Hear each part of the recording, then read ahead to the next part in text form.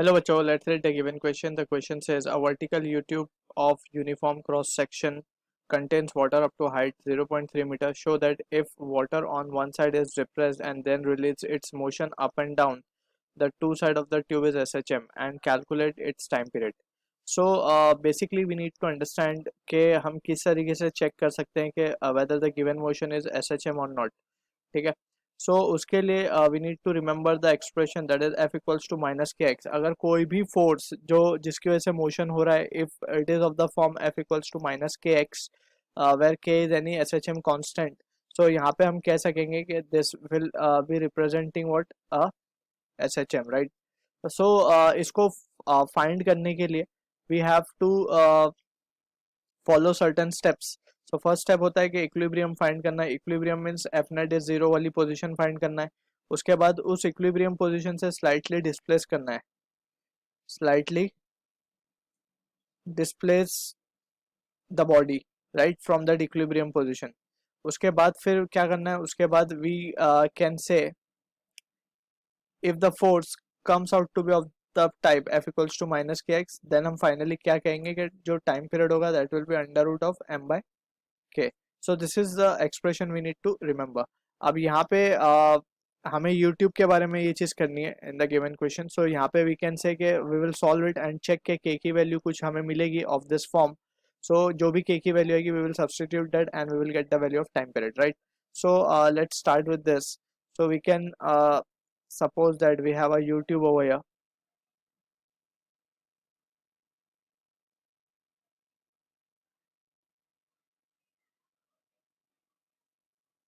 ठीक है, ये हमारी YouTube है एंड इस YouTube में हमने क्या किया है कि एक लेट से वाटर फील्ड है. अभी फिलहाल मान लेते हैं कि इस लेवल तक हमारा वाटर फील्ड है, सेम लेवल तक. This is the equilibrium position. ये मान लेते हैं लेंथ L, ठीक है, और इसमें अभी फ्लूइड फील्ड है. ठीक, अब इसको क्या करना है, ये इक्विलिब्रियम फर्स्ट पार्ट हो गया हमारा स्टेप का कि इक्विलिब्रियम पोजीशन फाइंड करना है, हमने फाइंड कर ली. अब now what we can do is हमें इस इक्विलिब्रियम पोजीशन को डिस्प्लेस करना है. So what we will do, हम यहाँ से एक फोर्स लगाएंगे जिससे लिक्विड क्या होगा, डिस्प्लेस कर जाएगा and let's say liquid will come over to this side. Accordingly we can say कि यहाँ से लेवल बढ़ जाएगा लिक्विड का. अगर हम मान लें कि इसे हमने x सप्रेस किया, सो यहाँ से x ऊपर की तरफ बढ़ जाएगा liquid, right. So now from this situation we can say कि जो इस लेयर के ऊपर जो फोर्स आ रही होगी that is this layer one कह देते हैं हम इसे. सो लेयर वन के ऊपर जो फोर्स लग रही होगी that will B atmospheric pressure into area of cross section. And बदले में नीचे से लिक्विड एक फोर्स लगाएगा इसको, जो कि इस क्रॉस सेक्शन को या इस बाउंड्री को, वन बाउंड्री जिसको हमने नाम दिया, इसको ऊपर की तरफ पुश करेगा liquid. So that pressure let's suppose it has to be P A. ठीक है, सो जो नेट फोर्स आ रही होगी यहाँ पे, नेट फोर्स को हम क्या लिख पाएंगे, net force can be written as F net will be equals to P A minus of P naught है, जो भी ग्रेटर होगा उसे हम लिख रहे हैं. So P A minus P naught है, ठीक है.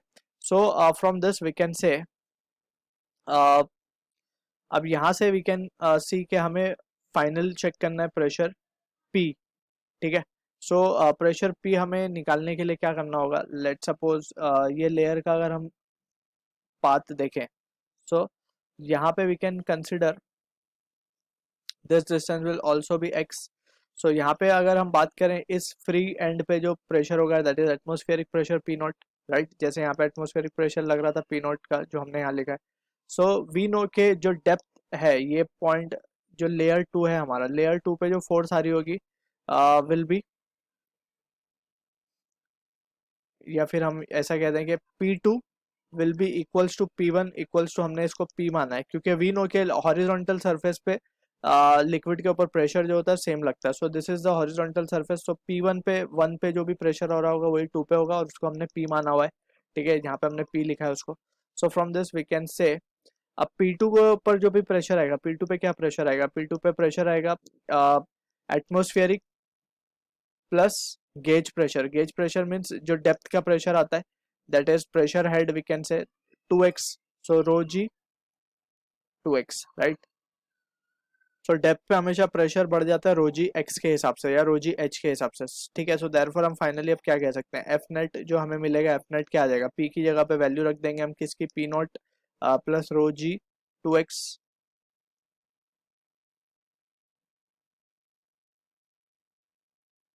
Into a minus of P naught a. So p naught a will be get cancel out. So यहाँ पे हमारे पास जो एफ नेट की वैल्यू आ रही है वो आ रही है रो जी 2x ए, ठीक है। और we can put a negative sign over here because we know कि जो एफ नेट है, एफ नेट और जो डिस्प्लेसमेंट है, हमने डिस्प्लेसमेंट नीचे की तरफ दिया लेकिन फोर्स जो उसके ऊपर लग रही है वो ऊपर की तरफ है। So we will be putting a negative sign. And अगर हम इसको अब ध्यान से देखें तो एफ नेट को हम क्या लिख पा रहे हैं, F net can be written as minus rho g A, two rho g A into x, which is of the form, इसे हम के कह सकते हैं, right. So finally we can express the time period as, therefore हम time period को लिख पाएंगे 2 pi under root of, हमने इसे इस फॉर्म में एक्सप्रेस कर दिया। So we can say time period can now be written as 2 pi under root M upon K की जगह हम क्या लिख देंगे, 2 रो जी ए, 2 रो ए जी, राइट। अब मास की बात करनी है तो मास को हम इजीली कैलकुलेट कर सकते हैं। मास क्या लिखा जा सकता है, density into volume. Now from here we can say mass will be density into volume, ठीक है ना। डेंसिटी वॉल्यूम की अगर हम बात करें so it will be area of cross section, जो कि ये होगा area of cross section of the tube, area of cross section into length, और दोनों ही तरफ से इसको मेजर करना है हमें। सो we can say 2 into A into L, right. इस तरफ से भी टिलियर एंड इस तरफ से भी टिलियर, so this will be the result. And finally अगर हम देखें सो 2 टाइम पीरियड की वैल्यू क्या आ जाएगी, अंडर रूट ऑफ, जब ये वैल्यू हम यहाँ पे रखेंगे तो 2 रो ए कैंसिल हो जाएगा, so it will be L upon G. So this is the time period we are getting, and we have shown that this is the SHM. This is expression is representing the motion is SHM, right? First part of the question हो गया. अब secondly we are interested in calculating time period. So just we have the height, so we can say therefore time period क्या हो जाएगा, 2 pi under root 0.3 upon G की value है 9.8, right. इसको solve करने पे जो टाइम पीरियड आएगा that will B 1.099 seconds. So this is the answer to the question. I hope you understood the solution. All the best.